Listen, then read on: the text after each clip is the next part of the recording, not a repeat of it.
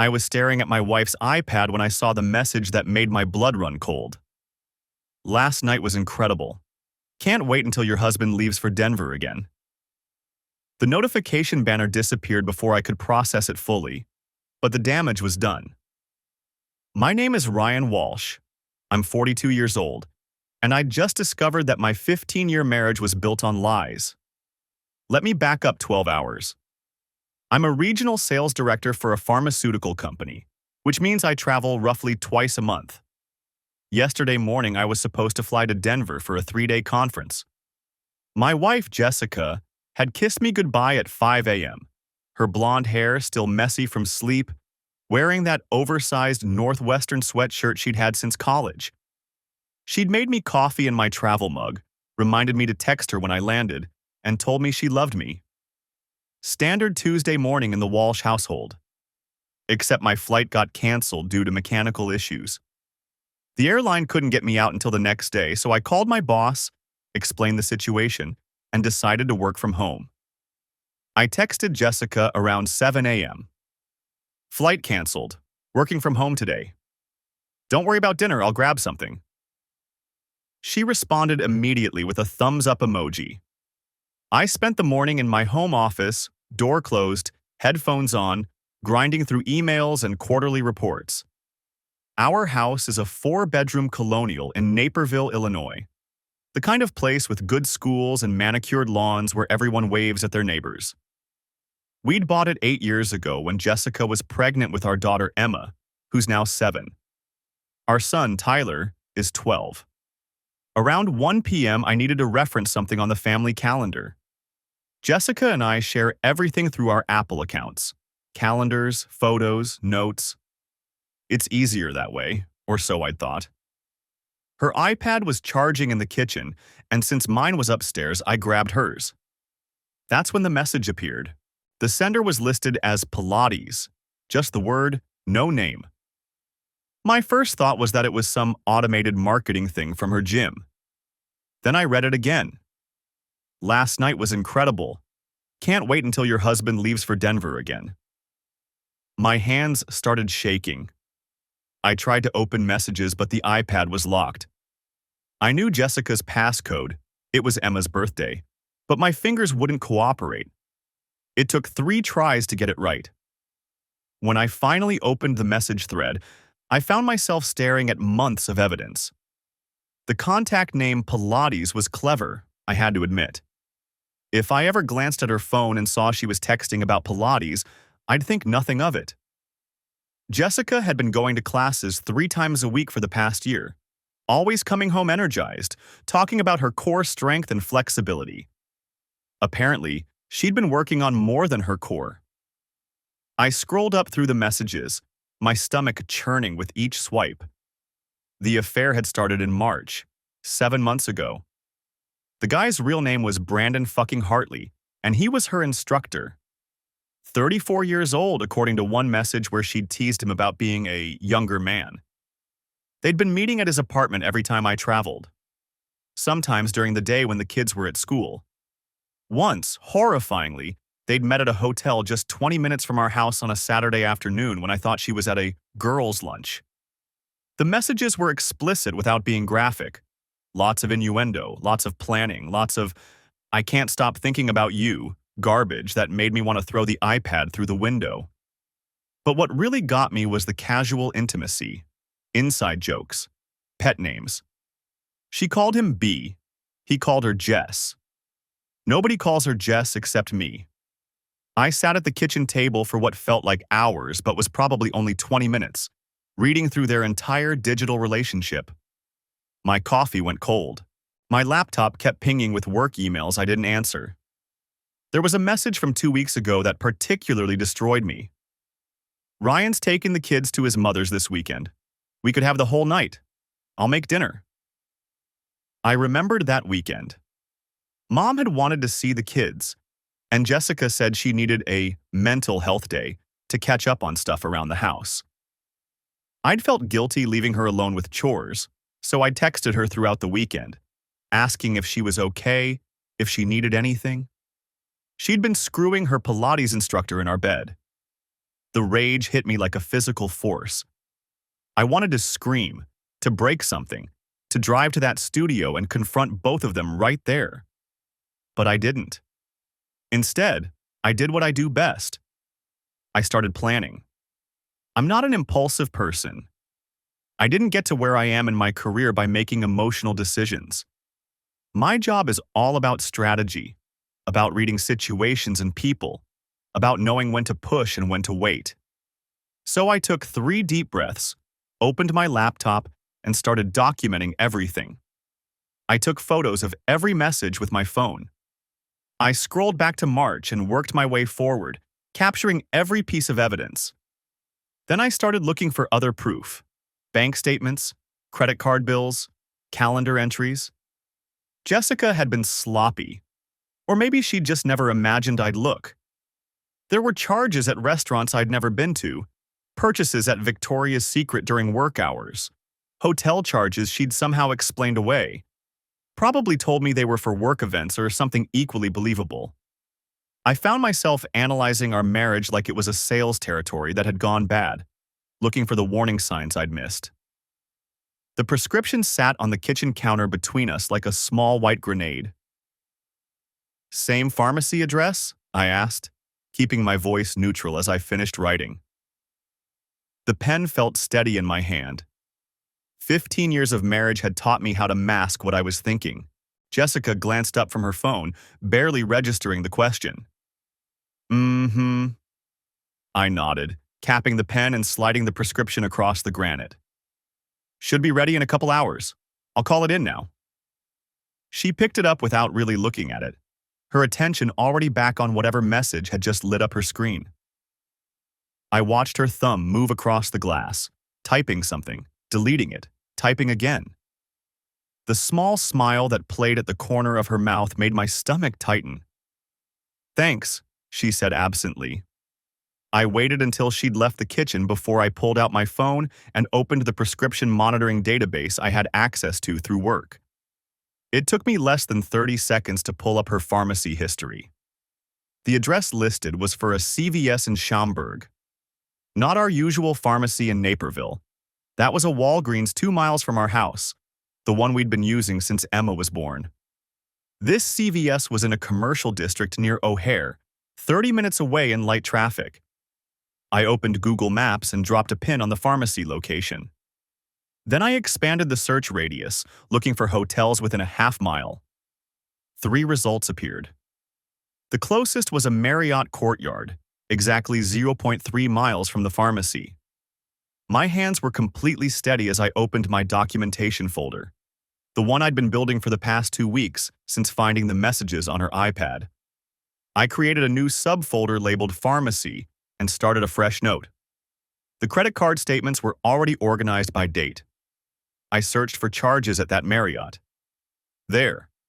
March 14th. Room charge, $187.32. March 14th had been a Wednesday. I'd been home that day, working from the house because of a scheduling conflict with the kids.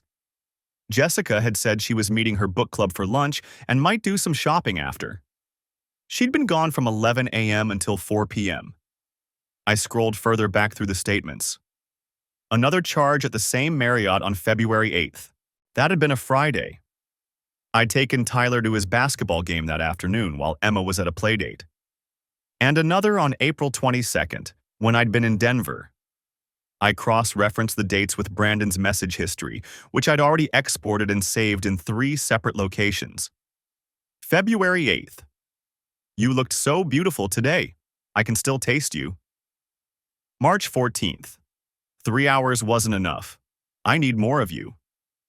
April 22nd. Having you in an actual bed instead of sneaking around was perfect. We should do the hotel thing more often. The hotel thing. I sat back in my chair, processing. The apartment meetups during my Denver trips, the quickies during Pilates sessions, and then these hotel visits, planned excursions when I was home but occupied. She'd been compartmentalizing, keeping the affair organized across different locations to minimize risk. Clever, actually. The Schaumburg location made sense now. Far enough from Naperville that she wouldn't run into anyone we knew. Close enough to the airport that she could claim she was running errands in that direction if needed. The pharmacy gave her a legitimate reason to be in the area. How long had she been using that pharmacy? I pulled up her full prescription history. The Schaumburg CVS first appeared in her records 18 months ago. A routine antibiotic prescription, filled while I'd been traveling. Then nothing for 6 months. Then her birth control refill last October. 1 month before the messages with Brandon started. She'd been planning. Setting up infrastructure. I heard footsteps on the stairs and closed all the windows on my phone, switching to my email just as Jessica appeared in the doorway of my office. "Hey, did you call that in yet?" she asked. "Just about to," I said, holding up my phone. "You feeling any better?" She rubbed her temples. "Not really. This sinus thing is killing me."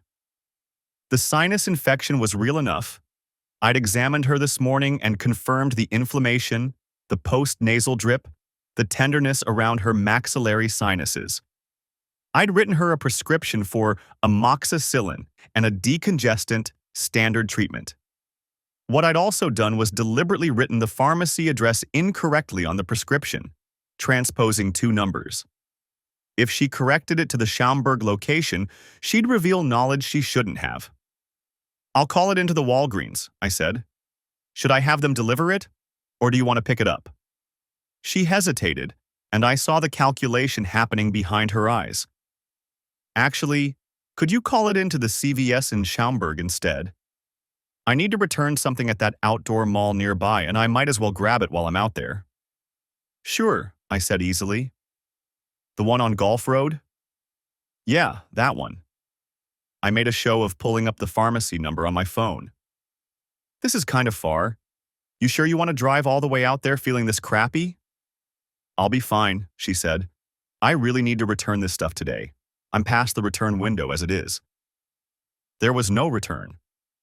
I'd already checked our credit card statements for recent purchases at any stores in that area. Nothing in the past month. "Okay," I said. "I'll get it called in. Should be ready in about 2 hours." "Perfect." She started to leave, then turned back. "Oh, and I might grab lunch while I'm out. Don't wait for me." "Sounds good." I waited until I heard her footsteps retreat upstairs before I opened my notes again and added this exchange, word for word. Then I pulled up Brandon's work schedule. I'd found his Pilates studio's website and taken screenshots of the instructor timetable. He had a class from 12:30 to 1:30 today. Then, he was off until 5 p.m. Plenty of time for a lunch date near the Schaumburg CVS. I called in the prescription, giving them the Schaumburg location. Then I opened the Find My app on my phone. Jessica's location showed her upstairs in our bedroom. I'd set up location sharing years ago for practical reasons, coordinating pickups, knowing when someone was close to home, basic family logistics. She'd never thought to turn it off. I pulled up my calendar. I had a conference call at 1 p.m. that I couldn't miss, but it was just audio. I could take it from my car if needed.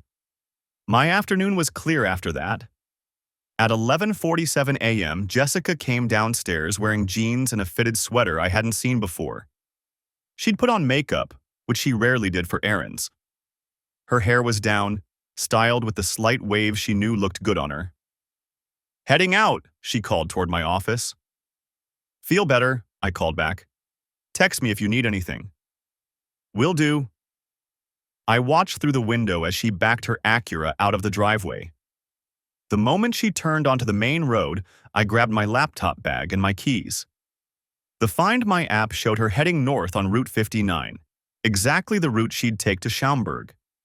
I gave her a 5-minute head start, then pulled out of the driveway and followed the same path. I wasn't going to confront her. Not yet. But I was done taking her word for anything. My phone rang at 12:52 p.m., the conference call. I was parked in the lot of a Panera 3 blocks from the Schaumburg CVS, my laptop open and connected to my hotspot. Jessica's location pin showed her at the Marriott courtyard. She'd been there since 12:15. I muted my mic on the call and opened my camera app, zooming in on the hotel entrance visible across the parking lot. Then I settled in to wait, half listening to my colleagues discuss Q3 projections, while I watched the door where my wife was currently doing whatever she was doing with her Pilates instructor. I parked 2 blocks away from the Marriott, angled so I could see the main entrance. The dashboard clock read 2:47 p.m. Jessica's Mercedes was already in the parking lot. I'd spotted it on my first pass, tucked near the side entrance like she thought that made it less visible. My phone sat on my thigh, her location still pulsing on the screen. 3rd floor, northwest corner. She'd been stationary for 18 minutes. The rational part of my brain, the part that had built a successful career on data analysis and strategic planning, told me I had enough. Screenshots, bank records, the pharmacy deception I documented this morning. Any divorce attorney would salivate over what I'd already compiled. But something else kept me in that car. Not rage exactly. More like the need to see it with my own eyes, to transform the digital evidence into physical reality. To make it real in a way that text messages and credit card statements couldn't quite accomplish. I waited. At 3:32, my phone buzzed. A text from Jessica. Running longer than expected. Traffic is terrible. Might be another hour. I looked at the Marriott entrance, looked back at the message. She was 70 feet away, texting me about traffic. My hands tightened on the steering wheel until my knuckles went white. I made myself breathe, made myself think. Getting angry now accomplished nothing. Anger was for later, when it could be useful. I took a screenshot of her message, time-stamped, with her location visible in the background of my screen. At 4:18, the side entrance opened. Brandon came out first. Younger than I'd pictured. Lean and tall, wearing athletic gear that probably cost more than my suit. He had that casual confidence of someone who'd never had to work very hard for anything. The kind of guy who thought instructor was a real career. Jessica emerged 30 seconds later. She'd changed clothes. The outfit she'd left the house in, designer jeans and a cashmere sweater, had been replaced by yoga pants and a zip-up jacket. Her hair was pulled back in a ponytail. She looked like she'd actually been to Pilates. Smart. She'd brought a change of clothes to sell the alibi. They stood close but didn't touch. Brandon said something that made her laugh. That familiar laugh I'd heard 1,000 times across dinner tables and in our kitchen. She reached up, adjusted his collar, let her hand linger just a moment too long. Then she walked to her car, and he walked to his. A black Audi that probably came courtesy of private training sessions with bored housewives. I took photos of everything. The timestamp on my phone screen, their cars, the license plates. Jessica pulling out of the parking lot, checking her makeup in the rearview mirror. She'd be home in 45 minutes, I calculated. Time to return from her shopping trip that never happened. I sat there for another 10 minutes, letting my heartbeat return to normal.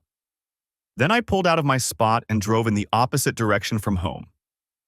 The UPS store on Ogden Avenue was busy enough that nobody paid attention to one more customer. I'd stopped at an Office Depot first, bought a 32 GB flash drive and a box of manila envelopes. The clerk at the UPS store was maybe 20, more interested in his phone than in me. Perfect. I need to make copies, I said, and I need to upload some files from my phone to this drive. He pointed me to a computer station in the back. $3 for the station, 15 cents per page for copies. I spent the next hour methodically transferring everything. Every screenshot, every photo I'd just taken, every bank statement I'd downloaded. The flash drive became a complete archive of Jessica's 7-month affair, organized by date and category. Then I printed 2 complete sets of the most damning evidence. The text messages with timestamps. The hotel receipts. The bank statements showing cash withdrawals on days she claimed to be at Pilates. Today's pharmacy prescription with her correction to the Schaumburg address. The photos from an hour ago, showing her leaving the hotel. The copies cost me $43. Cheap insurance. I put one set in a manila envelope, addressed it to myself at my office, and paid for overnight delivery. The second set went into another envelope that I'd keep in my car. The flash drive went into my pocket. Rough day? The clerk asked as he processed my shipping label. You have no idea, I said. I got home at 6:15. Jessica's Mercedes was in the driveway, and I could see lights on in the kitchen through the front windows. Normal. Everything looked completely normal. I sat in my car for a moment, checking my reflection in the rearview mirror. My face looked the same as it had this morning. Same lines, same expression. Nothing about me revealed that I'd spent the afternoon documenting my wife's betrayal. The garage door opener was in my hand when my phone rang. Unknown number. I almost didn't answer, but something made me pick up. Mr. Walsh? A woman's voice, professional but uncertain. Speaking. This is Karen Reeves from Lakeview Pharmacy.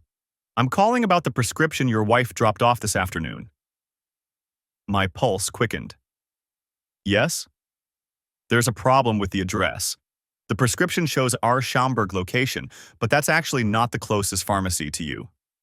According to our system, you're registered at our Naperville branch on Route 59. I wanted to confirm which location you'd prefer before we process this. I closed my eyes. Of course there was a system. Of course the pharmacies talked to each other. Jessica had tried to correct my error, but the pharmacy's own records were flagging the inconsistency. The Schaumburg location is correct, I said carefully. My wife prefers that pharmacy. Oh, a pause. That's unusual, since it's quite a drive from your address, but if that's what you prefer, it is. Thank you for checking. Of course. We'll have it ready in about an hour if she wants to pick it up tonight. I hung up and stared at my phone. Jessica would get a call or text from the pharmacy soon, if she hadn't already. She'd know they'd question the address. She'd know there was a record of her correction to my prescription. Would she realize I'd done it deliberately? Or would she think it was just an innocent mistake that happened to get caught by the pharmacy system? The front door opened. Jessica stood in the doorway, backlit by the hall light, smiling. Hey, I didn't hear you pull in. How was your day? I grabbed my briefcase and got out of the car. Productive, I said. Very productive. How was your shopping? Good. I found those throw pillows I was looking for. She stepped aside to let me in. Did you get a chance to drop off that prescription? I did. The pharmacy called, actually. They said it would be ready in an hour. I watched her face carefully. Nothing changed. No flicker of concern, no hesitation. Perfect. I'll pick it up after dinner. She kissed my cheek, casual and familiar. Tyler has a math test tomorrow, so I need to help him study. Can you check on Emma's reading homework? Sure. I walked past her into the house. It smelled like garlic and tomatoes. She was making pasta, one of the kids' favorites. Tyler was at the dining room table, textbook open in front of him. Emma was in the living room, sprawled on the couch with her Kindle. A normal Tuesday evening in the Walsh household. Except nothing was normal anymore, and only I knew it. Jessica returned to the kitchen, humming something under her breath. Through the doorway, I could see her stirring sauce, checking her phone, smiling at something on the screen. Probably Brandon. I set my briefcase down in my office and pulled out the flash drive, turning it over in my fingers. This small piece of plastic held everything. The complete destruction of our marriage, documented and organized and ready to deploy. But not yet, because I'd realized something sitting in that UPS store, watching my evidence print page by page. I didn't just want a divorce. I wanted Jessica to understand exactly what she'd lost, exactly what her choices had cost. And that required patience. Strategy. The same skills that had made me successful in my career. Ryan, Jessica called from the kitchen. Dinner in 10 minutes? Be right there, I called back. I locked the flash drive in my desk drawer and went to help Emma with her reading homework, playing the role of devoted father and unsuspecting husband for one more night. The pharmacy called the next morning while I was making coffee. Jessica was upstairs getting Tyler ready for school. I heard her phone buzz on the kitchen counter, saw CVS Schaumburg on the screen, and answered it myself. Mrs. Walsh, a young woman's voice, professionally cheerful. This is her husband. Oh, perfect. I'm calling about the prescription we received yesterday. There was a question about the delivery address. Our system shows 2 different locations in the notes, and we want to confirm before we fill it. I kept my voice casual. What addresses do you have? The original prescription shows a CVS in Lisle, but there's a note that the patient requested Schaumburg instead. We just want to make sure we're sending it to the right place. Schaumburg is correct, I said. That's the one she uses regularly. Great, thank you so much. We'll have it ready this afternoon. I ended the call and deleted it from Jessica's recent list. Then I poured 2 cups of coffee, added cream to hers the way she liked it, and carried both upstairs. She was in our bathroom applying mascara, still in her robe. Coffee, I said, setting her mug on the counter. You're the best. She smiled at me in the mirror. What time's your first call? 9:30. You? Pilates at 10. She said it without hesitation, without a flicker of anything in her expression. Then I need to pick up that prescription at some point. No rush on it, I said. It's just the antibiotic. You're feeling better, right?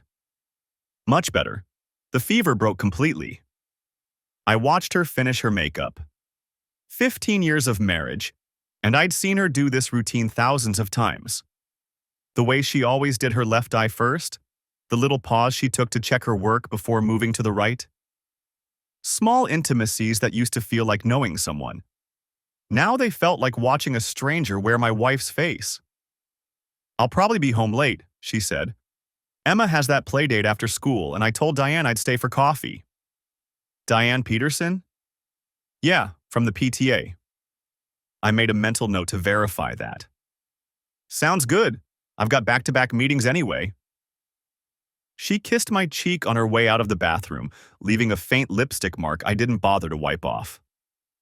At 9:47 a.m., I was in my home office on a conference call about Q3 projections when I heard Jessica's car pull out of the driveway. I muted my microphone and opened the tracking app I'd installed on her phone 2 nights ago. It had been easier than I expected. She'd left her phone charging in the kitchen while she showered, and I'd had 10 uninterrupted minutes to add the software. It ran invisibly in the background, sending me her location every 5 minutes. The blue dot representing Jessica's phone moved north on Route 59, then west on I-88, toward Schaumburg, not toward Pilates. I unmuted myself and contributed something meaningless about market penetration in the Midwest region, then muted again and watched the dot travel. It stopped at 10:23 a.m. in a parking lot I recognized immediately. The Marriott. My hands were steady as I typed notes into a fresh document.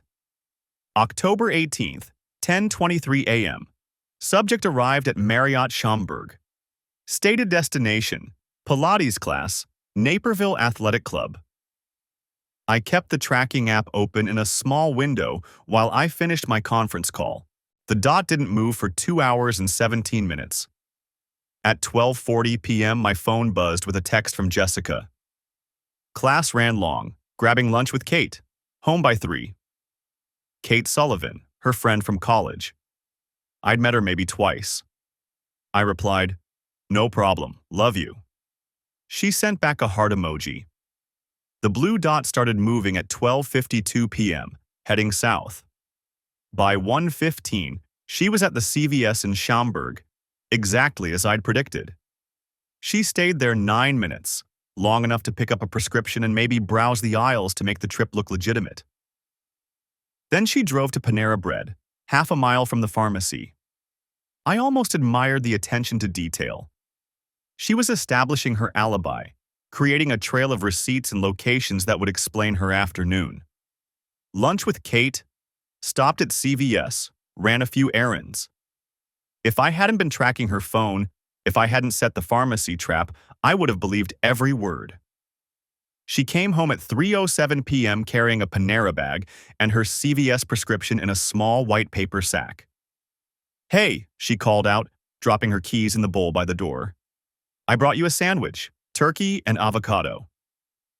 I came downstairs and accepted the sandwich, kissed her hello like I had 1,000 times before. "How was class?" "Brutal. Brandon had us doing this new core sequence that absolutely killed." She rubbed her lower back for emphasis. "I'm going to be sore tomorrow." "I bet." I unwrapped the sandwich. "You get your prescription?" "Yeah, finally." She held up the CVS bag. "That pharmacy is always so slow." "Which one did you go to?" "The one on Ogden," she said without missing a beat. "In Lyle, the usual one." I took a bite of my sandwich and chewed slowly, letting the lie settle between us. The tracking data on my phone showed she'd been nowhere near Lyle. The CVS receipt in that bag would say Schaumburg. "How's Kate?" I asked. "Good.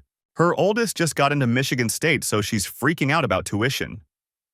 I thought Kate's oldest was still in middle school. Jessica's eyes flickered, just for a second. "No, that's her youngest. The oldest is 17. I had no idea if that was true. I'd never paid that much attention to Kate Sullivan's family. But Jessica's hesitation told me she wasn't sure either. She was improvising, trying to keep her story straight. "Right," I said. "Michigan State, that's great." She smiled, relieved, and headed upstairs to change. I threw away half the sandwich and went back to my office. Opened my documentation file and added, October 18th, 3:07 p.m. Subject returned home. Claimed to have picked up prescription at CVS Lyle. Actual location per tracking data, CVS Schaumburg, 1:15 p.m. Also claimed lunch with Kate Sullivan. Unverified and likely false. Then I pulled up the CVS website and checked the prescription status. It showed a pickup time of 1:22 p.m. at the Schaumburg location. I took a screenshot and added it to my evidence folder. That night, after the kids were in bed, Jessica curled up next to me on the couch. We watched some crime procedural she liked, her head on my shoulder, her hand resting on my chest. "I'm glad you're home this week," she said during a commercial break. "Feels like you've been traveling so much lately." "Yeah, it's been a lot." I kept my eyes on the television. Denver trip got moved to next week, though. I felt her tense, just slightly. "Oh, I thought that was next month." "Schedule changed. I leave Tuesday, back Friday." "That's a long trip." "Big presentation for the regional directors. Can't get out of it." She was quiet for a moment, her fingers tracing small circles on my shirt. "I'll miss you." "I'll miss you too." My phone was on the coffee table, screen down. Underneath it was a small notepad where I'd been tracking patterns. Jessica's Pilates classes aligned almost perfectly with my business trips. When I was home, she went twice a week, always at legitimate times, always actually attending. When I was traveling, the classes multiplied, 4, sometimes 5 times a week, at odd hours. She'd been careful, methodical. She'd maintained her cover story with enough real classes that if I ever checked with the gym, they'd confirm she was a regular member who attended frequently. But she'd made one critical mistake. She'd assumed I would never look closely enough to notice the pattern. On the TV, a detective was explaining how criminals always trip themselves up eventually, how the lie becomes too complex to maintain, too many details to track. Jessica laughed at something one of the characters said, completely relaxed against me. I wondered if she had any idea how true that was. The prescription sat on the kitchen counter between us, a small white rectangle of paper that might as well have been a landmine. "Same pharmacy address?" I asked, keeping my voice casual as I finished writing the details for her antibiotic. Jessica had been fighting a sinus infection for 3 days, and I'd finally convinced her to let me call in a favor with my colleague who could prescribe something stronger than the over-the-counter stuff she'd been taking. She nodded without looking up from her phone, probably texting Brandon. My stomach twisted, but I kept my expression neutral. I wrote down our usual CVS on Route 59, the one we'd been using for 12 years. The one 5 minutes from our house. Then I deliberately transposed 2 numbers in the street address. "There you go," I said, sliding the prescription across the counter. "Should help knock that infection out." "Thanks." She glanced at it briefly, then tucked it into her purse. "I'll pick it up this afternoon." I nodded and returned to my laptop, pulling up a spreadsheet that I wasn't actually reading.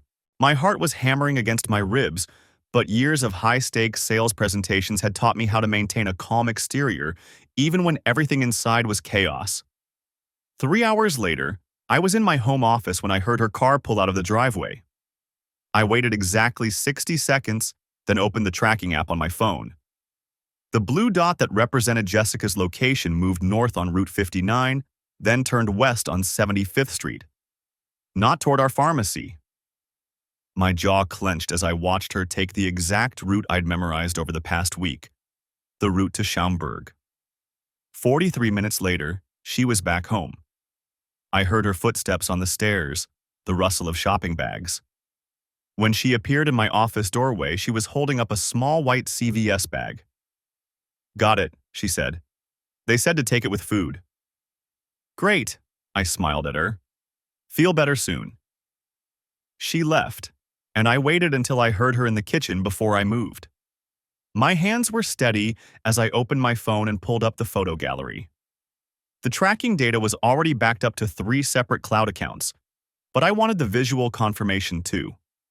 That evening, after the kids were in bed, I sat in my office and pulled up Google Maps. I entered the address I'd written on the prescription, the deliberately wrong address. Then I entered the Schaumburg CVS address that Jessica had actually used. The 2 locations were 32 miles apart. I leaned back in my chair, staring at the screen. She'd corrected my mistake without saying a word. She'd driven to a pharmacy 30 minutes away rather than admit she'd been using a different location. Rather than explain why she needed a pharmacy near the Marriott where she met Brandon. The level of deception was staggering. It wasn't just the affair itself, it was the intricate web of lies she'd constructed to hide it. Every detail planned, every alibi rehearsed. She'd turned our entire marriage into a performance. My phone buzzed, a text from my mother. "Tyler wants to know if you can take him to that new sporting goods store this weekend. Something about cleats?" I typed back, "Sure, Saturday work?" "Perfect. Emma wants to come too. She misses you both." I stared at that last sentence. My mother had no idea what was happening. Nobody did. To the outside world, we were still Ryan and Jessica Walsh, the successful couple with the nice house and the well-adjusted kids. The couple who hosted neighborhood barbecues and volunteered at school fundraisers. The couple who were about to implode. I opened my laptop and navigated to the folder where I'd been compiling everything. Screenshots of text messages, credit card statements showing hotel charges, GPS data from the tracking app, photos of Jessica entering and leaving the Marriott, receipts from restaurants I'd never been to. And now this. Documentation of her using a secondary pharmacy, complete with the proof that she deliberately concealed it. I created a new document and titled it Pharmacy Evidence. Then I began typing, methodically recording every detail. The date I'd written the prescription. The incorrect address I'd used. The correct address of our usual pharmacy. The address of the Schaumburg CVS. The route Jessica had taken. The timestamps from the tracking app. It took me 45 minutes to document everything properly. When I finished, I saved multiple copies and sent one to my work email, just like I'd done with everything else. My phone buzzed again. This time it was a text from Jessica, even though she was just downstairs. Coming to bed soon? In a bit. Finishing up some work? Don't stay up too late. I almost laughed. The casual intimacy of it, the wifely concern, all while she was planning her next rendezvous with Brandon. I wondered if she'd already texted him tonight, if they were making plans for my next trip. The Denver trip was rescheduled for next Thursday, 5 days away. I'd received the confirmation email that afternoon, and I'd made sure Jessica saw it. She'd nodded sympathetically and said something about missing me when I was gone. I wondered what she'd really been thinking. Probably calculating how many times she could meet Brandon during my 3-day absence. I closed my laptop and sat in the darkness of my office, listening to the house settle around me. Tyler's room was directly above mine, and I could hear the faint creak of his bed as he shifted in his sleep. Emma's nightlight created a soft glow that spilled into the hallway. My children. Our children. Who had no idea their mother was destroying our family? The rage that I'd been carefully containing for the past week threatened to surface, hot and choking. I forced it down, breathing slowly until my hands stopped shaking. Not yet. Not until I was ready. I thought about the pharmacy evidence, about how perfectly it fit into the larger pattern I'd been documenting. Jessica wasn't just having an affair. She'd created an entire parallel life. A secret pharmacy for prescriptions she didn't want me to know about. Probably birth control, though I hadn't confirmed that yet. Maybe other things. The secondary pharmacy was genius, actually. I had to admit that. Most people wouldn't think of it. But Jessica was smart, always had been. She'd graduated summa cum laude from Northwestern, had worked in marketing before Emma was born. She knew how to plan, how to cover her tracks.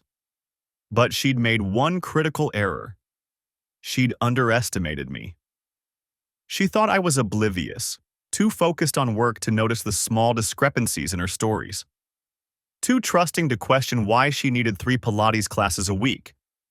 Too busy with business trips to track her movements or check her messages. She'd been wrong on all counts. I pulled up the tracking app one more time, checking her current location.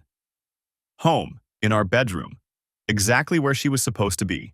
The blue dot pulsed steadily, a digital heartbeat marking her position.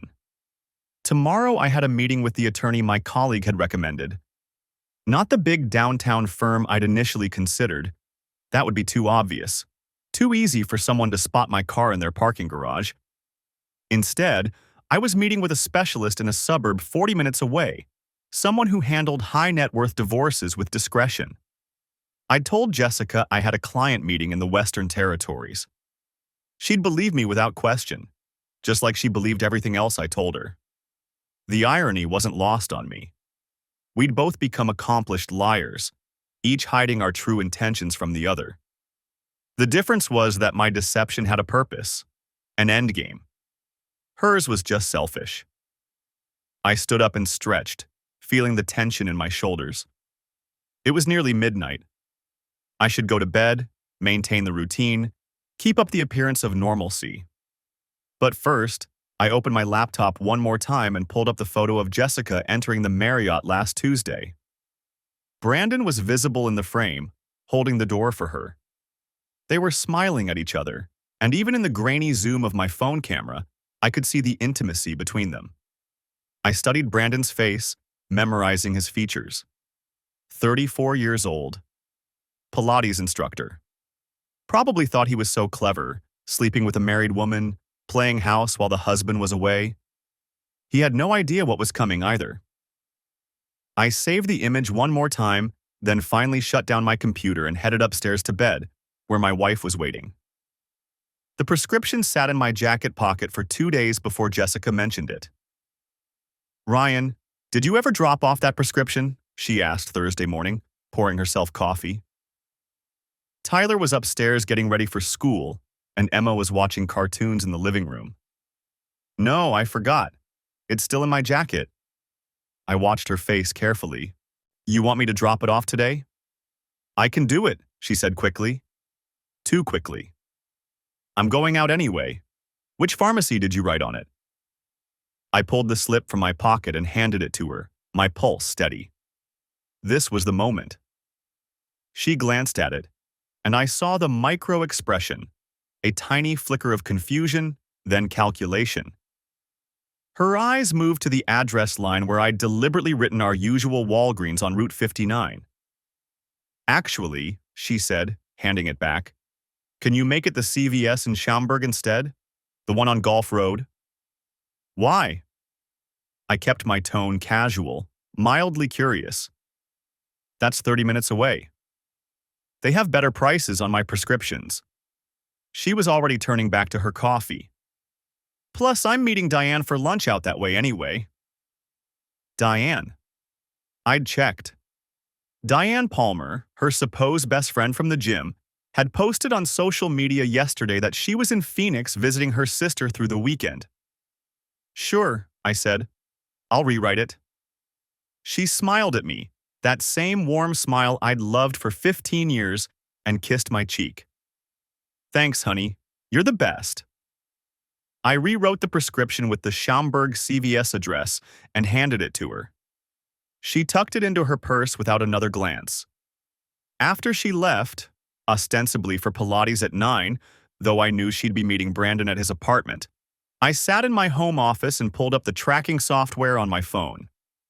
The little blue dot that represented Jessica's location moved steadily north toward Evanston, where Brandon lived in a renovated industrial building that cost more than a Pilates instructor should be able to afford. I'd done some digging on Brandon Hartley. 24,000 Instagram followers. A website advertising personalized wellness coaching at $200 per session. A lease on that expensive apartment co-signed by his parents, who owned a chain of car dealerships in Wisconsin. The guy was a trust fund kid playing at being a fitness guru, and my wife was just another conquest in his collection of middle-aged women looking for validation. The blue dot stopped moving at 9:17 a.m., Brandon's building. I opened my laptop and began composing an email to my attorney, David Brennan. David had been my fraternity brother at Illinois State, and he'd built a reputation as one of the most aggressive divorce lawyers in the Chicago suburbs. When I'd first contacted him 3 days ago, he'd listened to my situation and said simply, "Don't confront her yet. Let me think about this." David. She took the bait on the pharmacy, the CVS in Schaumburg, same location as the Marriott where I photographed them. I'm thinking she's been using it to fill birth control prescriptions. Can't risk me seeing them at our regular pharmacy. What else should I be looking for? Also, she's lying about lunch plans today. Claims she's meeting Diane Palmer, but Diane is in Arizona. I have screenshots of Diane's social media posts. How much of this day-to-day lying matters for the divorce? His response came back in less than 10 minutes. Ryan. The pharmacy is significant. Illinois is a no-fault divorce state, so the affair itself doesn't impact the division of assets. But patterns of deception, especially financial deception, can matter. If she's been hiding expenses, maintaining secret accounts, or spending marital funds on the affair, that's relevant. I want you to pull every credit card statement, every bank statement, every receipt you can find for the past year. Look for cash withdrawals, charges you don't recognize, anything unusual. Also check if she has any credit cards in her name, only that you don't know about. The day-to-day lies help establish a pattern, but they're more valuable for custody considerations if it comes to that. A parent who lies habitually and takes risks, bringing her affair partner into the family home, for instance, can be argued to show poor judgment. We should meet next week. I'm working on a strategy that I think you'll appreciate. Tuesday at 3 DB. I confirmed the meeting and opened our American Express account. Jessica had her own card on my account. We'd always kept our finances combined, one of those gestures of trust and partnership that now felt like stupidity. The charges painted a clear picture once I knew what to look for. March 15th, Victoria's Secret, $247 March 18th. Nordstrom, $412 and March 22. Whole Foods, $87. We shop at Jewel. March 29th, Starbucks, Evanston, 23, nowhere near her usual route. April brought more of the same. Lingerie purchases. Expensive lunches charged to our card while I was traveling. A charge at a wine bar in Evanston for $156 on a Tuesday afternoon when she'd told me she was taking Emma to the pediatrician. I cross-referenced the dates with Brandon's messages. Every expensive lunch, every boutique purchase, every unusual charge corresponded with their meetings. She'd spent roughly $6,000 of our money on this affair over 7 months. New clothes to look good for him, expensive lunches and dinners, wine and cocktails, even a charge at a bookstore in Evanston where she'd apparently bought him a first-edition copy of some fitness manual for his birthday. My birthday gift last month had been a tie from Macy's. I downloaded every statement, saved them to my encrypted folder, and kept digging. At 11:43 a.m., Jessica's blue dot started moving again. South on the Edens, then west on I-90. She was heading toward Schaumburg.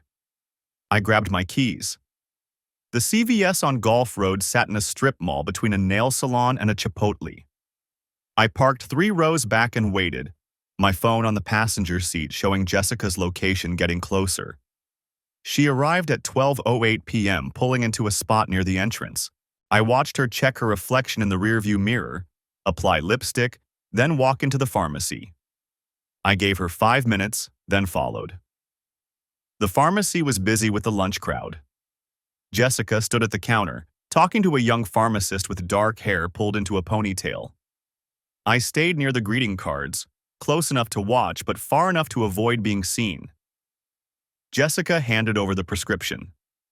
The pharmacist scanned it, typed something into her computer, then said something I couldn't hear. Jessica nodded and pulled out her credit card. "It'll be about 15 minutes, the pharmacist said, loud enough for me to catch. "We need to order it in." "That's fine," Jessica said. "I'll wait." She wandered toward the cosmetics aisle, and I slipped back outside. 15 minutes.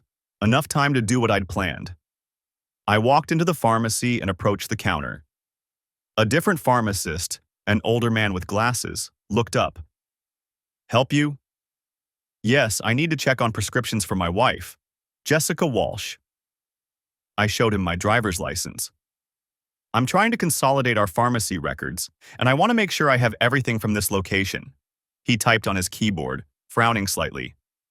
"Let me see. Yes, we have Mrs. Walsh in our system. Looks like she's been filling prescriptions here since March." "What prescriptions?" He read from his screen. "Birth control, yes. Filled monthly since March 12th and... let me see. Ambien, filled twice. Once in April, once in June. Ambien. Sleeping pills. Can I get copies of those records?" I asked.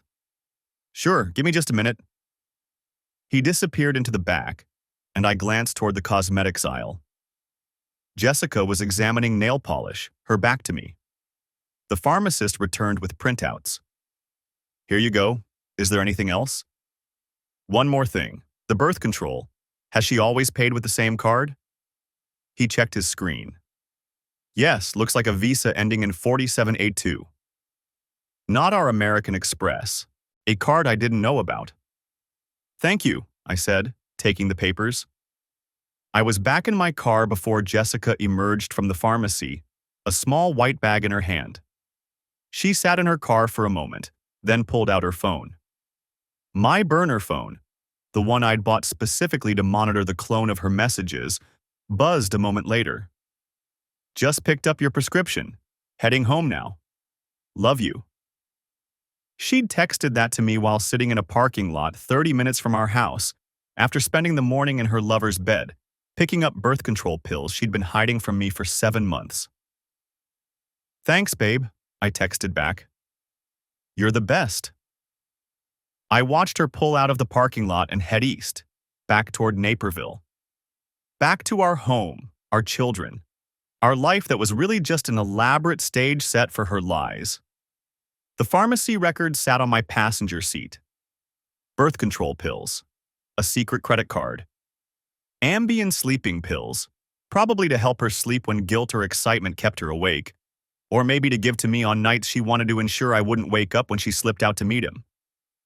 I thought about David's email. A strategy I think you'll appreciate. I pulled out my phone and texted him a photo of the pharmacy records. Found something interesting. She's got a credit card I don't know about. Visa, ending in 4782. Can we subpoena records? His response was immediate. Absolutely. This keeps getting better. See you Tuesday. I started my car and drove home, taking the long way, giving Jessica time to arrive first and settle back into her performance of normalcy. When I walked in 40 minutes later, she was in the kitchen making Emma a snack. Hey, she said brightly.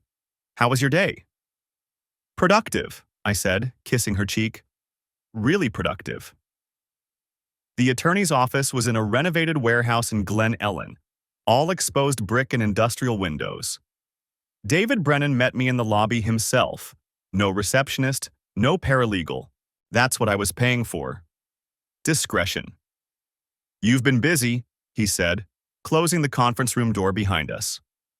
On the table sat 3 accordion folders, each labeled with a different aspect of my case. This is some of the most thorough documentation I've seen in 20 years of practice. I didn't smile. There was nothing to smile about. Here's what we're looking at, David continued, opening the first folder. Illinois is a no-fault state, which means the affair itself doesn't determine asset division. But, and this is important, the financial deception does. She maintained a secret credit card, spent marital funds on her affair, and deliberately concealed medical expenses. That shows financial misconduct. What does that mean practically? It means instead of a 50-50 split, we're looking at 60-40 in your favor.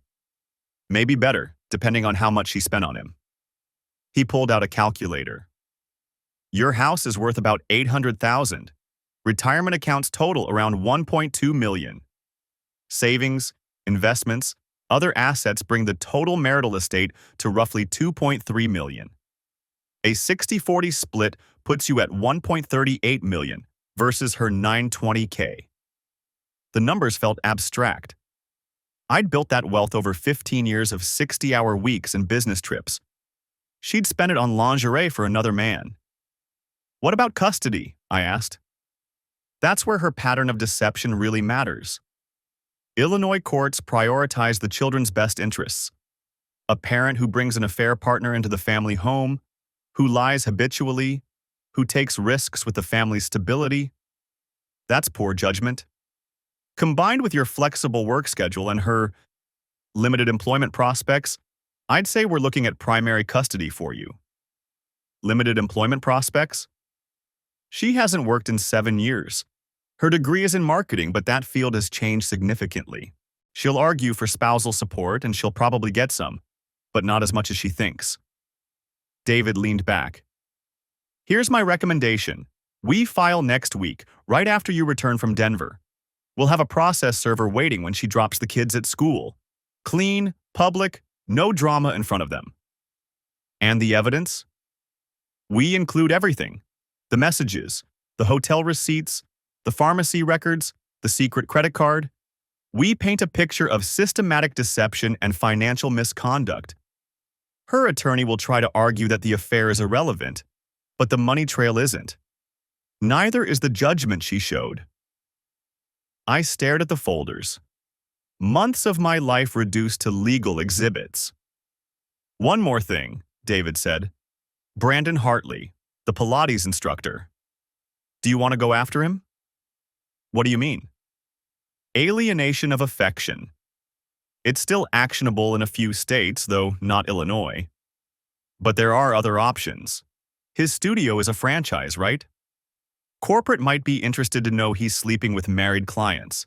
His Instagram presence depends on his reputation. Just options to consider. I thought about Brandon's face in those photos, the casual arrogance, the expensive apartment his parents paid for. No, I said finally. He's not worth the energy. Jessica made her choices. He was just convenient. David nodded approvingly. That's mature of you. Some guys in your position want blood. I want my kids. I want a fair division of assets. I want to move on. I stood up. Let's file next week. I told Jessica about the Denver trip on Sunday night. She was in bed reading, and I sat down next to her with my laptop. Conference got moved up, I said. I leave Tuesday morning instead of Thursday.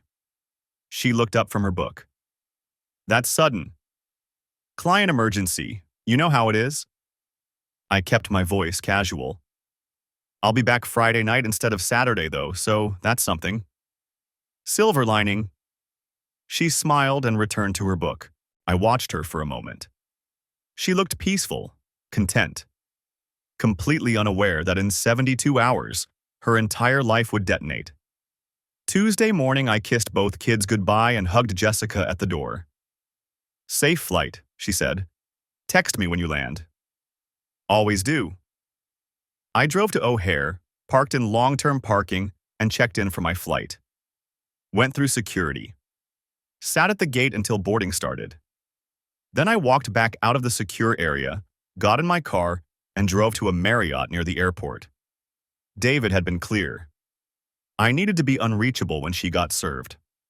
Out of state, on record as being in Denver, completely removed from the situation. At 8:47 a.m., I texted Jessica from the Denver airport. Landed. Heading to hotel. Love you. She sent back a heart emoji. At 9:15 a.m., according to the process server's report I received later, Jessica dropped Tyler and Emma at school and drove to Starbucks. She was ordering her usual vanilla latte when a woman approached her. Jessica Walsh? Yes. You've been served. My phone started ringing at 9:34 a.m. Jessica's name lit up the screen. I didn't answer. She called 6 more times in the next hour. Then the texts started. What the hell is this? Ryan, call me right now. This is insane. We need to talk. You can't just do this. Call me, please. I turned off my phone and went to the hotel gym.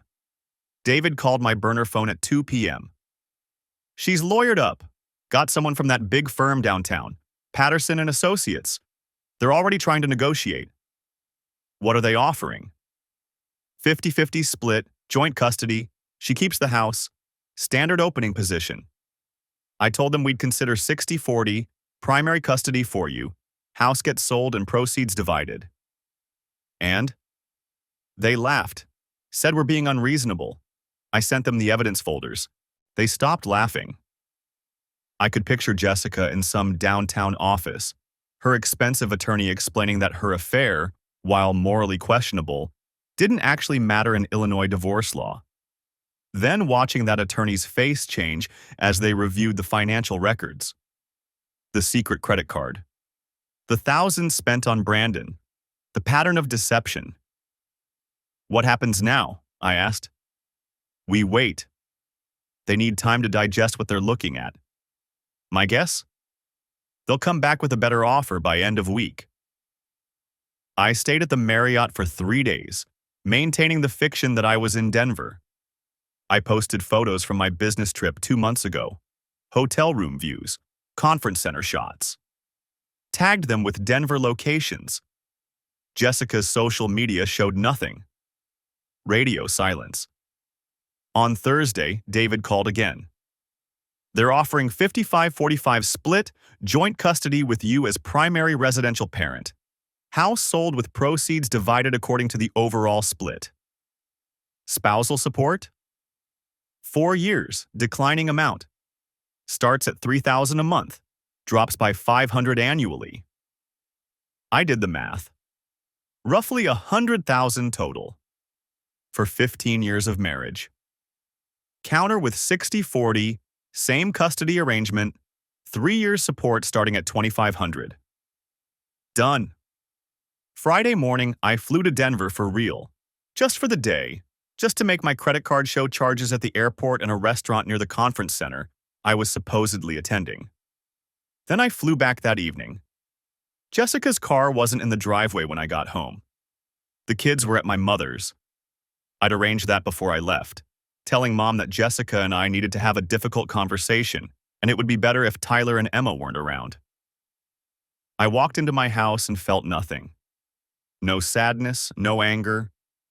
Just a strange emptiness where 15 years of marriage used to be. Jessica came home at 10 p.m. I heard her car in the driveway, heard her key in the lock. She found me in the kitchen drinking coffee. "We need to talk," she said. "No, we don't." "Ryan, please.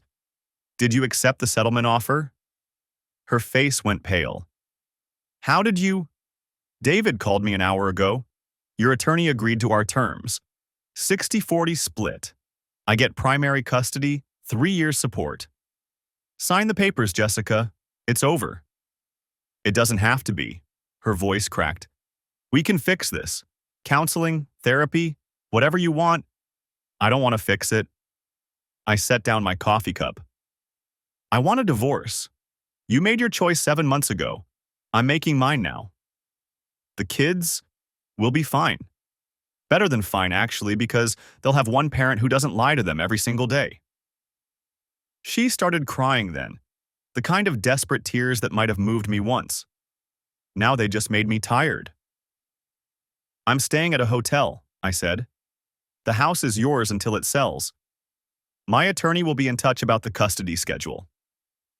I walked past her, grabbed the bag I'd already packed, and left. The divorce was final 4 months later. Jessica signed everything David put in front of her. Her attorney had explained the alternative, a trial where every text message, every hotel receipt, every lie would become public record, where Brandon Hartley would likely be deposed, where her children might eventually read transcripts of their mother's affair. She took the settlement. I got the kids Monday through Friday.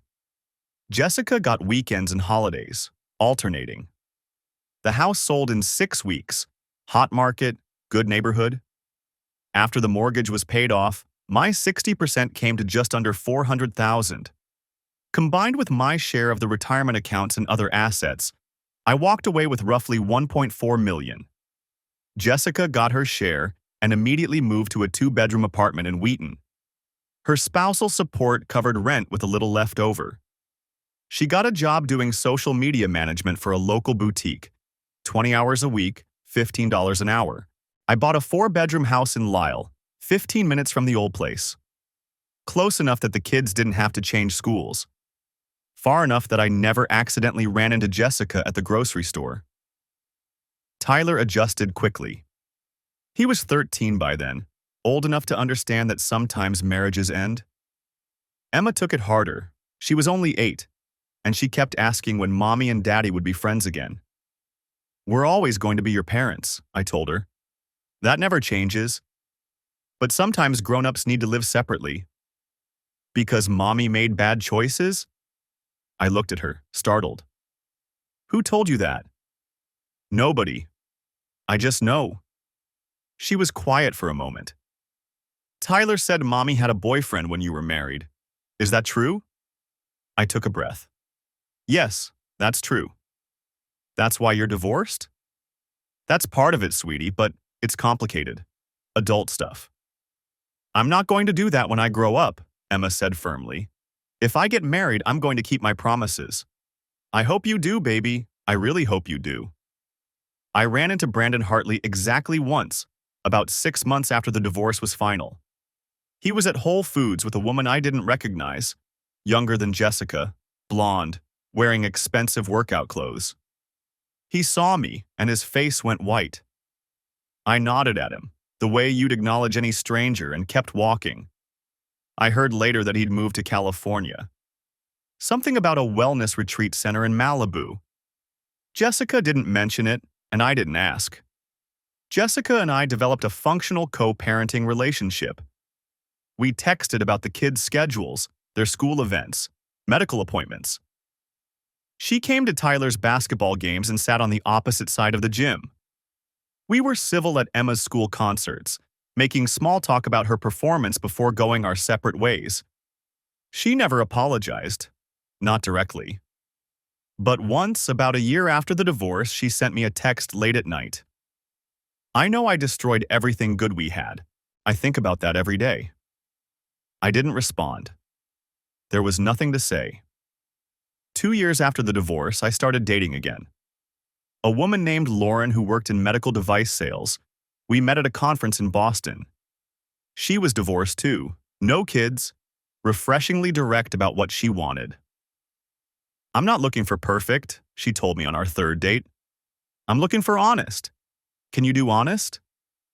Yes, I said. I can do honest. We've been together 14 months now. She's met the kids. They like her. Emma especially. Lauren teaches her card tricks and doesn't try too hard to be her friend. Tyler asked me once if I was going to marry Lauren. I don't know, I told him. Maybe someday. Would that bother you? No. He was quiet for a moment. I just want you to be happy, Dad. You seem happy now. I am happy, I said, and realized it was true. The thing about betrayal is that it changes you in ways you don't expect. I'm more careful now, more guarded. I don't share passwords or combine bank accounts. I notice inconsistencies in stories. I verify things I used to take on faith. Lauren understands. She's the same way. We've both learned that trust isn't something you give freely. It's something you build slowly, brick by brick, and protect carefully once it's built. But I'm not bitter. Bitterness is just anger that's gone stale, and I don't have energy for that. What happened with Jessica taught me something important. You can't control other people's choices. You can only control your response. I chose documentation over confrontation, strategy over emotion. I protected my children and my assets, and I walked away from a marriage that had become a lie. Jessica made her choices. She wanted excitement, validation, something that made her feel young and desired. She got it, and she paid for it with her marriage, her home, and her children's daily presence in her life. I don't think she expected the consequences to be so severe. In her mind, probably, she'd have her affair and her marriage too. She'd keep both lives running in parallel, and nobody would get hurt. That's the fundamental miscalculation people make when they cheat. They think they can control the outcome. They think they can manage the risk. But you can't. Eventually, the lies get too complex. The double life becomes unsustainable. Something breaks. In our case, it was a notification banner on an iPad. Such a small thing. But that's how it happens. Not with dramatic confrontations or private investigators, but with tiny mistakes that reveal the whole rotten structure. Emma asked me last week if I thought people could change. We were making dinner together. She's 11 now, old enough to handle the stove with supervision. She was stirring pasta sauce while I chopped vegetables. What makes you ask? I said. Mom has a new boyfriend. She seems different with him. Happier, maybe. Or trying to be. I set down my knife. Do you like him? He's okay. He's not you. She looked up at me. But do you think Mom learned anything? From what happened? I thought about that.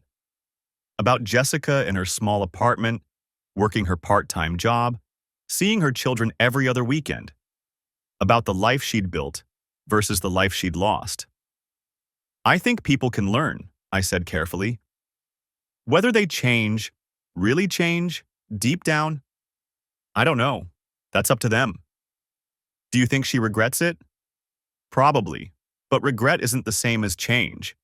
You can regret something and still be the same person who did it. Emma nodded slowly, processing. I'm glad you're not angry anymore. I'm not angry, I agreed. I'm just moved on. And that was true. The rage I'd felt sitting in my car outside the Marriott, watching Jessica lie to me via text message, that was gone. So was the cold calculation of those weeks building my evidence folders, planning my strategy. What remained was simpler. A commitment to honesty, to protecting what mattered, to building a life that didn't require lies to sustain it. Tyler graduates high school next year. He's looking at colleges, talking about studying business. Emma wants to be a veterinarian. They're good kids, resilient, thoughtful, kinder than they probably needed to be given what they've witnessed. Jessica and I will sit on opposite sides of the auditorium at Tyler's graduation. We'll both attend Emma's middle school concerts and Tyler's college move-in day. We'll navigate holidays and birthdays and eventually, probably, weddings and grandchildren. We'll do it civilly, functionally, with the kind of distant politeness that divorced parents perfect over years of practice. But we'll never be friends. We'll never have that easy intimacy of shared history, because our shared history is contaminated now. Every good memory has a shadow. Was she thinking about Brandon then? Was she already planning her exit from our marriage? I don't dwell on those questions anymore. They don't serve any purpose. What I've learned is this: marriage isn't about perfect people making perfect choices. It's about imperfect people choosing, every single day, to honor their commitments even when it's difficult. Even when someone more exciting appears. Even when the routine feels suffocating. Jessica stopped choosing our marriage. She chose excitement instead, validation, the thrill of something new. I chose to protect myself and our children. I chose strategy and documentation and careful planning. We both got exactly what we chose. That's not karma or justice or fate. It's just consequence, action and reaction, choices and outcomes. And in the end, that's all any of us get. The life we build from the choices we make, and the wisdom to understand the difference between what we can control and what we can't. I couldn't control Jessica's affair, but I could control my response to it. I couldn't save my marriage, but I could save myself and my children from the worst of the fallout. I couldn't make Jessica into someone honest, but I could build a new life with people who valued honesty as much as I did. That's enough. It has to be enough. Because the alternative, bitterness, rage, endless what-ifs, that's just another kind of prison. And I've already served my time in a marriage built on lies. I'm free now. We both are. What we do with that freedom is up to us.